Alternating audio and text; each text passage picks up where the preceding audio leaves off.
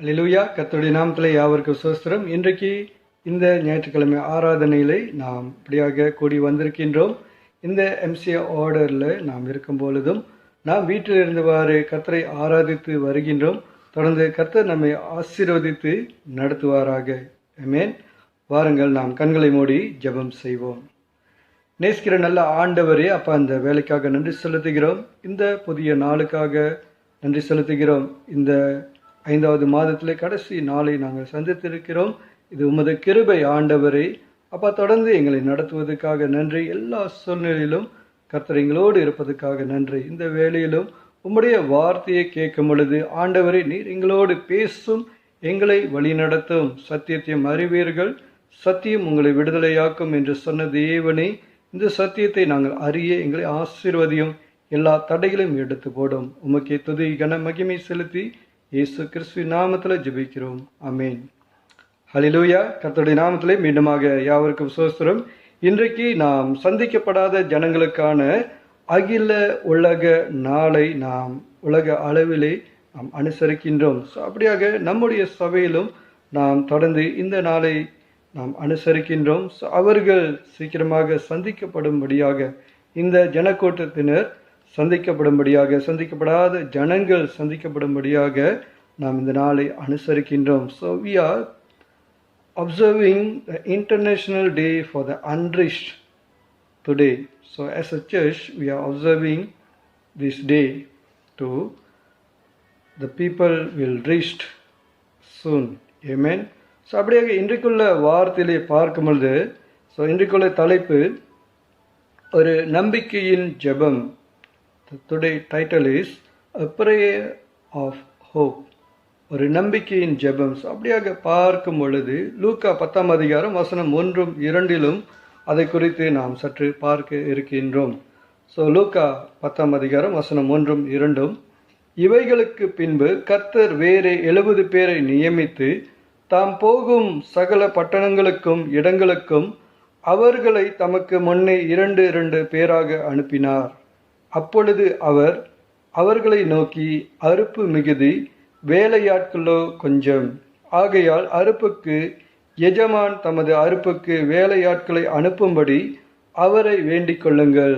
அமேன். So அப்படியாக ஆண்டவராகிய கிறிஸ்து இங்கே ஜனங்களை, சீஷர்களை 2 பேராக 70 பேரை அழைத்து 2 பேராக அந்த இடங்களுக்கு அனுப்பினார். ஸோ அப்பொழுது அவர் சொல்லுகிறார், அறுப்பு மிகுதி, வேலையாட்களோ கொஞ்சம். ஸோ அதை குறித்து தான் இன்றைக்கு பார்க்கும் பொழுது, ஸோ முதலாவதாக ஆண்டவருடைய வார்த்தைக்கு போவதற்கு முன்பாக ஒரு global summary and overview of the people groups of the world, அதை குறித்து நாம் சற்று பார்ப்போம். ஸோ உலக அளவிலே ஸோ எப்படியாக இந்த சந்திக்கப்படாத ஜனக்கூட்டத்தை குறித்து ஸோ சம்மரி, ஸோ இந்த உலக ஸோ ஒரு மேலோட்டம், ஒரு கண்ணோட்டத்தை நாம் பார்க்க இருக்கின்றோம். ஸோ பார்க்கும் பொழுது இந்த பீப்புள் குரூப், ஸோ ஜனக்கூட்டத்தினர் பார்க்கும் பொழுது 17,424 ஜனக்கூட்டத்தினர் இந்த உலகத்திலே காணப்படுகிறார்கள். 17,424. ஸோ அன்ரீச்ட் குரூப்ஸ் பார்க்கும் பொழுது, சந்திக்கப்படாத ஜனங்கள் என்று சொல்லும் பொழுது அந்த கூட்டத்தினர் 7,410. ஸோ 7,410. ஸோ பாப்புலேஷன் பார்க்கும் பொழுது 7.67 பில்லியன். ஸோ பாப்புலேஷன் இன் அன்ரிச்ட், சந்திக்கப்படாத ஜனக்கூட்டம், ஜனம் பார்க்கும் பொழுது, மக்கள் தொகை பார்க்கும் பொழுது 3.16 பில்லியன். ஸோ அப்படியாக சந்திக்கப்படாத ஜனக்கூட்டத்தினர், மக்கள் தொகை பார்த்தீங்கன்னா 3.19 பில்லியன் பீப்புள் அதர். ஸோ இது பெர்சன்டேஜில் பார்க்கும்போது 41.6%. ஸோ இந்த புள்ளி விவரம் குறிக்கிறது. ஸோ அப்படியாக 3.19 பில்லியன் மக்கள் தொகையினர் இன்னும் சந்திக்கப்படாத ஜனங்களாக இந்த உலகத்திலே காணப்படுகிறார்கள். ஸோ அவர்கள் மத்தியிலே ஊழியம் செய்ய பார்க்கும் பொழுது, குளோபலி உலக அளவிலே பார்க்கும் பொழுது 1053 மிஷன்ஸ் மூவ்மெண்ட் இருக்கிறது. இது ஸ்டாட்டிஸ்டிக்கில் காணப்படுகிறது. 1053 missions movements are globally there, but only 3% workers.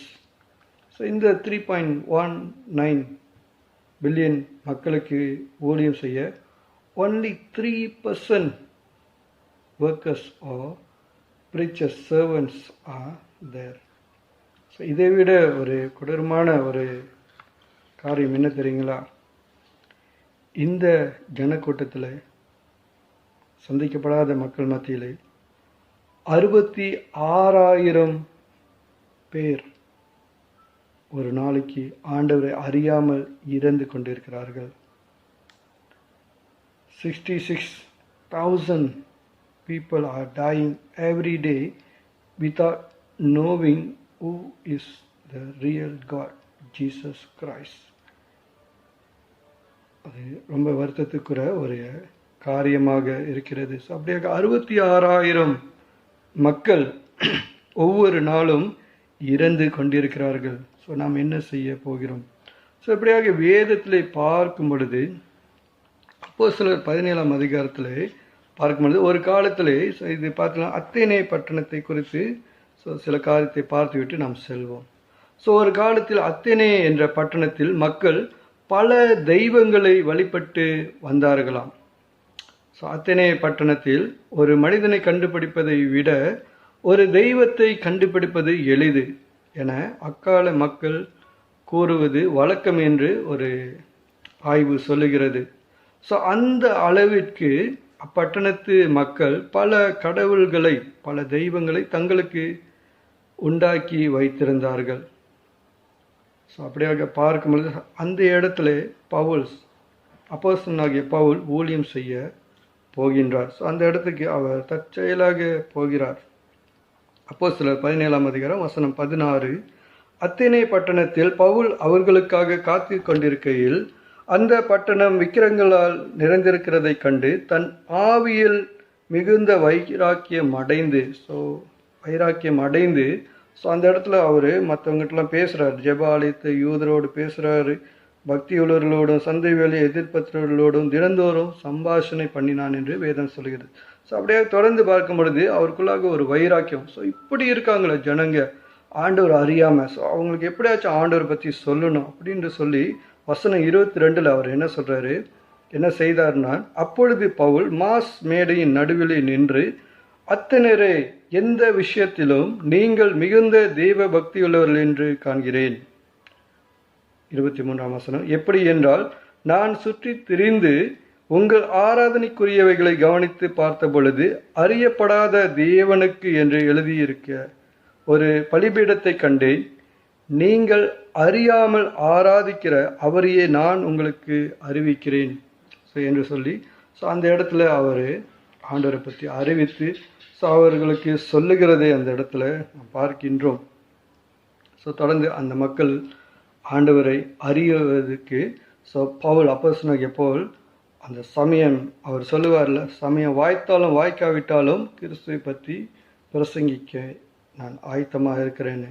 அப்படியாக அவர் அந்த இடத்துல ஆண்டவரை பற்றி சொல்கிறார். அந்த அத்தனை மக்கள் பார்த்திங்கன்னா வானத்தையும் பூமியையும் படைத்த உண்மையான ஆண்டவரை அவர்கள் அறியவில்லை.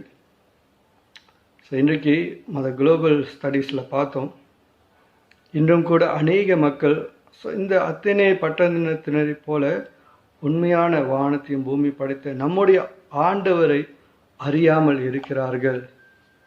நாம் என்ன செய்ய போகின்றோம்? வேதமும் இதை கேட்கிறது. ரோமர் 10ஆம் அதிகாரம் வசனம் 14, அவரை விசுவாசியாதவர்கள் எப்படி அவரை தொழுது கொள்ளுவார்கள்? அவரை குறித்து கேள்விப்படாதவர்கள் எப்படி விசுவாசிப்பார்கள்? பிரசங்கிக்கிறவன் இல்லாவிட்டால் எப்படி கேள்விப்படுவார்கள்? வசனம் 15, அனுப்பப்படாவிட்டால் எப்படி பிரசங்கிப்பார்கள்? சமாதானத்தை கூறி நற்காரியங்களை சுவிசேஷமாய் அறிவிக்கிறவர்களுடைய பாதங்கள் எவ்வளவு அழகானவைகள் என்று எழுதியிருக்கிறதே. ஆமென். அவரை விசுவாசியாதவர்கள் எப்படி அவரை தொழுது கொள்வார்கள்? அவரை குறித்து கேள்விப்படாதவர்கள் எப்படி விசுவாசிப்பார்கள்? பிரசங்கிக்கிறவன் இல்லாவிட்டால் எப்படி கேள்விப்படப்படுவார்கள்? அனுப்பப்படாவிட்டால் எப்படி பிரசங்கிப்பார்கள்?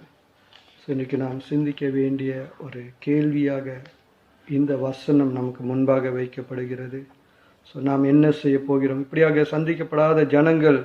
ஸோ எத்தனை பேர்? 66,000 பேர். ஒரு நாளைக்கு 66,000 பேர் மரித்து கொண்டிருக்கிறார்கள் ஆண்டவரை அறியாமல். ஸோ நாம் என்ன செய்ய போகின்றோம்? ஸோ பார்த்தீங்கன்னா அத்தனை ஊரில் அத்தனை கடவுள் இருந்தாங்க.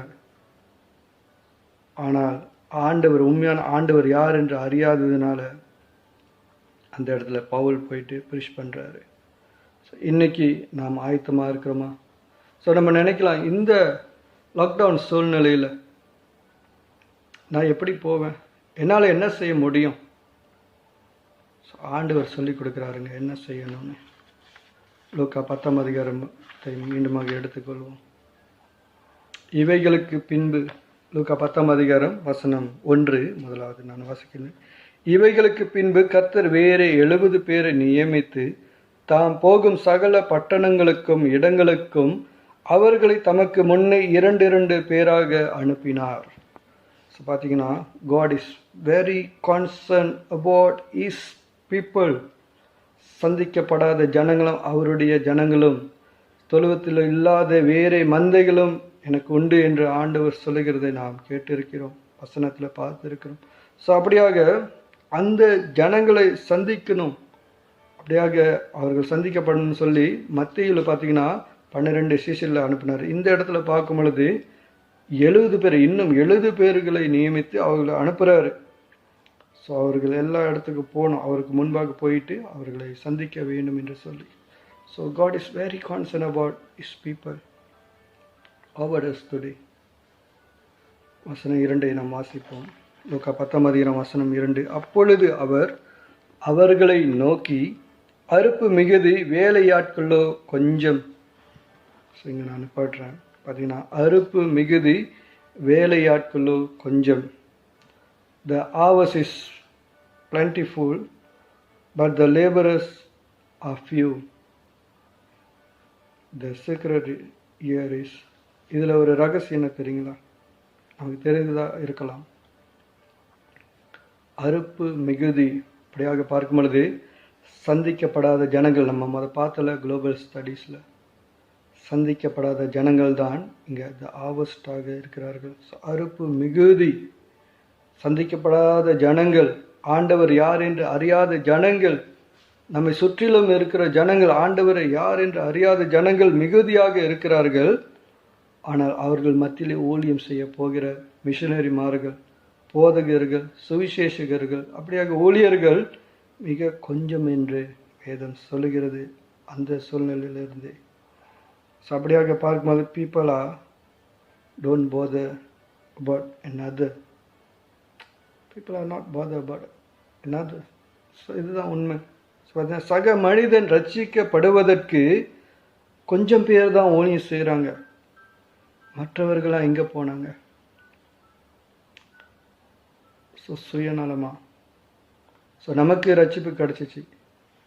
ஸோ பார்த்தீங்களா என்றால், we must not forget that once we too was unreached. பார்த்தீங்கன்னா, அல்லேலூயா, நாம் மறந்து விடக்கூடாது, ஒரு காலத்தில் நாமும் சந்திக்கப்படாத ஜனங்களாக தான் இருந்தோம். ஒருவேளை நாம் பிறக்கும் பொழுது கிறிஸ்தவனாக, என் பெயர் ஜோசப், ஸோ அப்படியாக நான் கிறிஸ்தவன், ஆனால் கிறிஸ்துவ அறியாதவனாக தான் இருந்தேன். 6 வயதுக்கு அப்புறம் தான் ஆண்டவரை அறிந்தேன். So somebody came to us. So today we know. அதனால் இன்றைக்கு நம்முடைய ஆண்டவர், நம்முடைய இரட்சகர் யார் என்று நமக்கு தெரியும். நம்மை படைத்த ஆண்டவர் நமக்காக வந்தார். நம்ம மேல அதிக அன்பு வைத்தினால நம்முடைய பாவங்களை அவர் ஏற்றுக்கொண்டு சிலுவையிலே மரணம் அடைந்தார். 3ஆம் நாள் மீண்டுமாக உயிர் தெழுந்து இன்றைக்கு நம்மோட வாசம் பண்ணுகிறார் என்று நமக்கு தெரியும். So today we don't forget. நமக்கு எப்படி ரட்சிப்பு வந்ததோ அதே போல் மற்றவர்களுக்கும் அந்த ரட்சிப்பு வர வேண்டும். ஸோ ரட்சிக்கப்படாத, சந்திக்கப்படாத ஜனங்கள் மிகுதியாக காணப்படுகிறார்கள். ஸோ ஒரு காரியத்தை நான் சொல்கிறேன், sorry to say, when corona in Wuhan. So Wuhan மாநிலத்தில், சைனாவில் ஊஹான் மாநிலத்தில் அந்த கொரோனா வைரஸ் வந்துருச்சு, COVID-19 வந்துருச்சுன்னு நம்ம கேள்விப்படும் பொழுது நாம் நினச்சி பார்த்துருப்போமா நமக்கு ஒரு லாக்டவுன் சூழ்நிலை வரும்னு இதனால்? ஆனால் இன்றைக்கி அதை நம்ம கோத்ரூ பண்ணிக்கிட்டு இருக்கிறோம். ஸோ உலகத்தில் உண்மையான லாக்டவுன் எது தெரியுங்களா? ஆண்டவரை அறியாமல் இருக்கிறது. இந்த சந்திக்கப்படாத ஜனங்கள் ஆண்டவரை அறியாமல் இருக்கிறது தான் உண்மையான ஒரு லாக்டவுன். நம்ம நினச்சி பார்க்க முடியுதுங்களா? ஆண்டவர் அறியாமல் இருந்திருந்தால் நம்முடைய வாழ்க்கை எப்படி இருந்திருக்கும்? லாக்டவுன் சூழ்நிலை கூட பரவாயில்லைங்க. ஆனால் ஆண்டவர் நம்மோடு இல்லை என்றால், நாம் அவரை அறியாமல் இருந்திருந்தால் இந்த வாழ்க்கை நமக்கு இல்லை. ஸோ ஆகவே இன்றைக்கு ஆண்டவர் என்ன சொல்லுகிறார், நாம் என்ன செய்ய முடியும்? So Jesus telling us to pray. அவர் என்ன சொல்கிறார்? எஜமான் தமது அறுப்புக்கு வேலையாட்களை அனுப்பும்படி அவரை வேண்டிக் கொள்ளுங்கள். வெரி சிம்பிள், அவரை வேண்டிக் கொள்ளுங்கள். So today you and me, அவர் prayers can reach out to someone, can touch someone, can send people to touch someone. பார்த்தீங்கன்னா நம்முடைய ஜெபம் ஒருவரை தொடும், மற்றவர்களை ஆயத்தப்படுத்தும். அதுதான் ஆண்டவர் நமக்கு கற்றுக் கொடுக்கிறார். So how to know them. So அந்த ஜனங்களை எப்படி நாம் அறிந்து கொள்ள முடியும்? ஸோ நம்ம கையில் தான் ஸ்மார்ட் ஃபோன் இருக்குங்க. நம்ம எதோ தட்டி பார்க்குறோம். ஃபேஸ்புக்கில் இருக்கோம், வாட்ஸ்அப்பில் இருக்கோம், டிக்டாக்ல இருக்கோம், எதோ இன்ஸ்டாகிராமு, ஸோ ட்விட்டரா, எதோ எல்லாமே போய்கொண்டே இருக்குது. இன்றைக்கெல்லாம் ஆன்லைனில் தான் போயிட்டு இருக்குது. ஜூமில் போகுது, எல்லாமே ஜூம் பண்ணி போய்கொண்டு இருக்கிறது. ஸோ அந்த கூகுளில் போயிட்டு கொஞ்சம் joshua.project.netன்னு தட்டினீங்கன்னா அழகாக அன்ரீச் பீப்புளை குறித்து வரும். ஸோ தொடர்ந்து வேர்ல்ட் மிஷனில் பார்த்தீங்கன்னா அதுலேயும் அன்ரீச் பீப்புளை குறித்து வரும். அதுக்கு மேலாக நம்முடைய மாநாட்டிலையும் MMMTACன்னு missionary movement, Malaysia missionary movement, so அநேக இந்த சந்திக்கப்படாத ஜனங்களை குறித்து நமக்கு அவங்க ரிசோர்ஸஸ் வைத்திருக்கிறாங்க. ஸோ அதை நம்ம கேட்டு தெரிஞ்சுக்குவோம். ஸோ இந்த ஜனங்களுக்காக நாம் ஜெபிக்க வேண்டும். ஸோ முதலாவது அவர்களை பற்றி நாம் தெரிந்து கொள்ள வேண்டும், ஜெபிக்க வேண்டும். ஸோ இங்கே பார்த்தீங்களானால், ஸோ இதை சொல்லி நான் முடிக்க ஆசைப்படுகிறேன் 3 காரியங்கள். அதுக்கு முன்பாக இந்த ESV டிரான்ஸ்லேஷனில் பார்க்கும்போது Luke chapter 10 verse 2 English. So தமிழில் பார்க்கும்போது அவரை வேண்டிக் கொள்ளுங்கள். ஸோ ஆங்கிலத்தில் பார்க்கும் பொழுது ESV டிரான்ஸ்லேஷனில் therefore pray earnestly to the Lord of the harvest to send out laborers into his harvest. Pray earnestly with sincere and intense conviction, seriously. Amen. So ஒரு ஆர்வத்தோடு, உண்மையோடு, மனமார்ந்த நிலைமையில், உள்ளார ஒரு நேர்மையான முறையில் நாம் ஜெபிக்கும் பொழுது அவர்கள் இன்றைக்கு சந்திக்கப்படுவார்கள். அவர்கள் மத்தியில் ஆண்டவர் அவர்களை சந்திக்க ஆட்களை அனுப்புவார். So today first we have to get to know the unreached first. So நம்ம கூகுள்லேயும் போக முடியல, எங்கேயும் போக முடியல, எட்டி பாருங்கள், பக்கத்துலேயே இருக்காங்க. நம்ம நாட்டிலே அநேக அயல் நாட்டினர், மைக்ரண்ட் பீப்புள் இருக்கிறாங்க. ஸோ அவங்களுக்காக நம்ம ஜெபிக்கலாம். அவங்கக்கிட்ட ஆண்டவரை பற்றி நம்ம பகிரலாம். Second thing, we pray for the unreached, pray for them. So அதுதான் ஆண்டவர் சொல்லிக் கொடுக்குறார் இன்றைக்கு. So pray earnestly, do a prayer of hope. So நாம் ஊக்கத்தோடு, ஸோ மனமார்ந்து நாம் ஜெபிக்க வேண்டும். ஒரு நம்பிக்கையின் ஜெபத்தை நாம் ஏறெடுக்க வேண்டும் ஒவ்வொரு நாளும், எவ்ரி டே. ஸோ பார்த்தீங்கன்னா ப்ரேயர் ஆஃப் ஹோப் பார்க்கும்போது the hope is essential element in everyone's life. So hope நம்பிக்கையானது ஸோ ஒவ்வொருடைய வாழ்க்கையிலும் அது முக்கியமான ஒரு பங்காக இருக்கிறது. ஸோ நம்பிக்கை இல்லாமல் நம்ம வாழ முடியாது. ஸோ அப்படியாக பார்க்கணும், அந்த நம்பிக்கை கொடுக்குற ஆண்டவரிடத்தில், கிறிஸ்துவனிடத்தில் நாம் அவளுக்காக ஜெபிப்போம். So we pray earnestly to the God of hope, our Lord. Jesus Christ for them every day. Amen. So ஒவ்வொரு நாளும் அவளுக்காக ஒரு நம்பிக்கையின் ஜெபத்தை நாம் ஏறெடுப்போம். So if can one day we can go to them. So அது அப்புறம் ஸோ முதல்ல 2 காரியத்தை நாம் தெரிந்து கொள்வோம். முதலாவது நம்மை சுற்றி இருக்கிற ஜனங்களை நாம் அறிந்து கொள்வோம், அல்லது கூகுள் மூலமாக நாம் அறிந்து கொள்வோம். Second thing, very important thing for today, pray earnestly for them. Do a prayer of hope for them every day. Amen. வாருங்கள், கண்களை மூடி நாம் ஜெபிப்போம். நேசிக்கிற நல்ல ஆண்டவரே, அப்பா அந்த வேலைக்காக நன்றி செலுத்துகிறோம். அந்த கிருபைக்காக நன்றி, அந்த வல்லமைக்காக நன்றி செலுத்துகிறோம். ஆண்டவரே, இந்த நாளிலும் இதோ எங்கள் மத்தியில் ஆண்டவரே, நாங்கள் சபையாராக சந்திக்கப்படாத ஜனங்களை குறித்து நாங்கள் இந்த நாளை அகில உலக நாளாக அப்பா நாங்கள் ஏறெடுக்கிறோம். இதை அப்சர்வ் பண்ணுகிறோம். Day of international day of the unrest. ஆண்டவரே, இந்த நாளிலும் அவர்களை நீர் தொடும்படியாக உம்மிடத்தில் வேண்டுகிறோம். ஆண்டவரே, ஜனங்கள் மேய்ப்பினில்லாத ஆடுகளைப் போல இருக்கிறார்கள் என்று சொல்லி நீர் கண்ணீர் வடித்த தேவனாக இருக்கிறீர். அப்படியாக இந்த சந்திக்கப்படாத ஜனங்கள் 66,000 பேர் ஒரு நாள் இறக்கிறார்கள். ஆண்டவரே, கேட்கும் பொழுதே மனது வேதனையாக இருக்கிறது. அப்பா, நாங்கள் பாரத்தோடு ஜெபிக்கிறோம். இந்த நாளிலும் அந்த ஜனங்கள் சந்திக்கப்பட இந்த நாளுக்காக, இந்த நாளை நீ அப்பா தெரிந்து கொண்டதுக்காக நன்றி. இந்த நாளை நாங்கள் கற்றுக்கொண்டோம் ஆண்டவரே, அதை நாங்கள் செயல்படுத்த ஒவ்வொரு நாளும் அதுக்காக ஜெபிக்க எங்களை ஆசீர்வதியும்.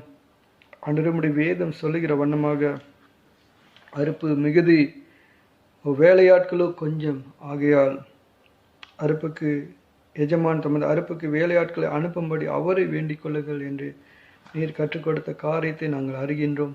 So God, today we commit ourselves to pray earnestly for the unreached people, O Lord. ஆண்டவரே, அந்த ஜனங்களுக்காக நாங்கள் மனமார்ந்து ஜெபிக்க வேண்டும்.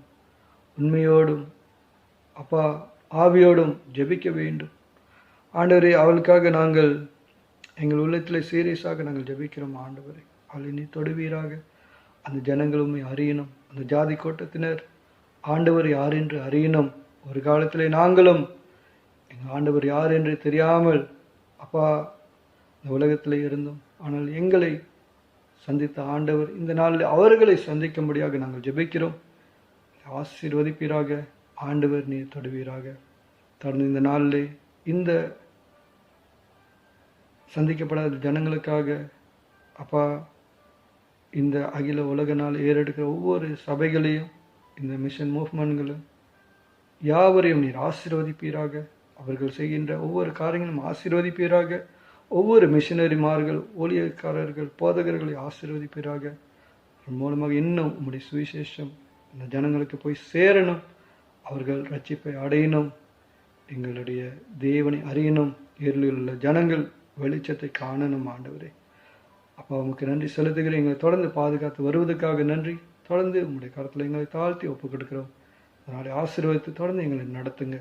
உமக்கு துதிகான மகிமை செலுத்தி எங்கள் ரட்சகர் எங்கள் மீட்பருமாகிய கிறிஸ்து இயேசுவின் நாமத்தில் ஜெபிக்கிறோம். ஆமென், ஆமென். அல்லேலூயா. God bless all of you. Amen.